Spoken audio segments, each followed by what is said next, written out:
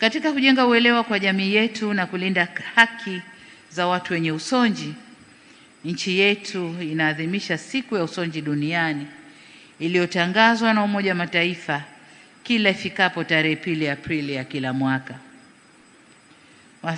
Mwashamu Baba Askofu, nimependa sana mstari uliousoma unaosema amen, amen, nawaambia kadri mlivyowatendea mmojawapo wa hao ndugu zangu walio wadogo, mlinitendea mimi.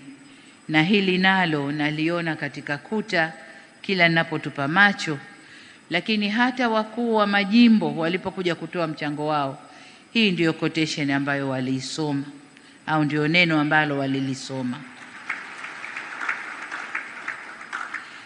Sasa ujumbe huu ndio uliobeba dhima nzima ya harambee hii kwa sote, kwamba sote tunawiwa kushiriki katika kuwajali watu wenye mahitaji maalum, lakini pia wenye mahitaji ya kawaida katika jamii yetu.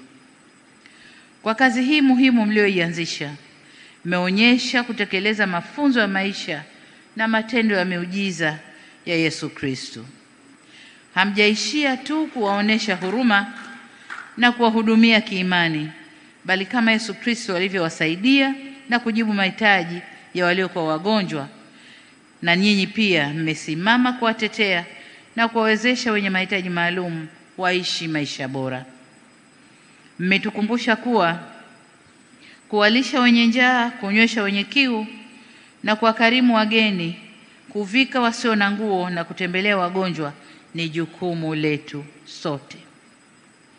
Sasa mbali ya haya niliyoyataja, lakini nilikuwa namsikiliza katibu mkuu wa dayosisi hii, ametaja mambo kadhaa ambayo kanisa hili linafanya katika sehemu mbalimbali chini kwetu Tanzania.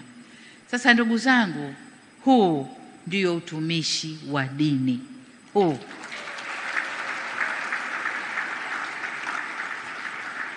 na kazi hii mnayoifanya inapeleka ujumbe kwa wale waliojionyesha kama watumishi wa dini, lakini kwa kweli ni watumishi wa ushetani au mambo mengine. Kwa hiyo huu ni ujumbe muhimu kwao. Utumishi wa dini ndio huu: kuwajali wenye mahitaji, kufanya mambo mbalimbali yanayowagusa jamii, kuisaidia jamii na kujenga jamii iliyo bora yenye maadili na elimu. Huu ndio utumishi wa dini. Hivyo napenda kuwashukuru na kuwapongeza kwa jitihada za uchangishaji ambazo tayari zimewawezesha kukusanya kiasi fulani cha pesa. Si haba, Baba Askofu, kwa sababu umetuambia hapa kabla kuingia kwenye ukumbi tayari kwa kuna bilioni 3.5 ziko benki zishakusanya, lakini wakuu wa majimbo hapa wametugaia bilioni 2.7, 5.7. Harambee iliyopita hapa waliosimama imeleta kama bilioni 1, nilikuwa napiga mahesabu, bilioni 1 na mamia kidogo. Kwa hiyo ni bilioni 6, na hapo bado karatasi zilizopita kule hazijasomwa, na tukisoma zile karatasi tayari zimetusogeza.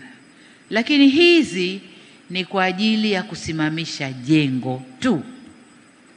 Baada ya kusimamisha jengo, kuna huduma, kuna mahitaji mengine ili kufanya kituo hiki kiweze kufanya kazi. Kwa hiyo kama alivyosema Baba Askofu, bado kazi ni kubwa na bado michango inahitajika.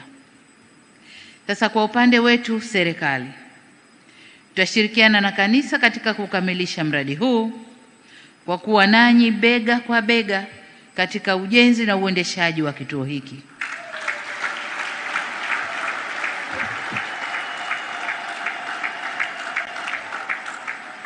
Vile vile Baba Askofu, ninapoalikwa kwenye mambo makubwa ya kanisa, kuna kiwango nimejiwekea cha kuchangia, nacho ni shilingi milioni 1.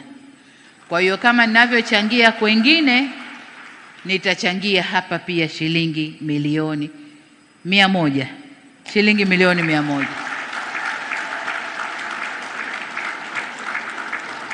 Nilisema milioni 1, ukumbi wote umezizima. Ni shilingi milioni 100, baba askofu. Hicho ndio kiwango nilichojipangia. Lakini leo kwa maajabu makubwa, niwashukuru sana washauri wangu. Na nadhani jumla ya washauri 6 au 7 hivi ndani ya ofisi yangu, kwamba na wenyewe wamejikusanya wanakuja na milioni 100. Hii ilikuwa ni surprise kwangu, na washukuru sana. Lakini baba askofu, watoto hawa ulisema wana matumaini makubwa kutoka kwa bibi. Sasa nikivaa kofia ya bibi, nitawachangia wajukuu zangu milioni 50 kama bibi. Kwa hiyo ukipiga jumla kutoka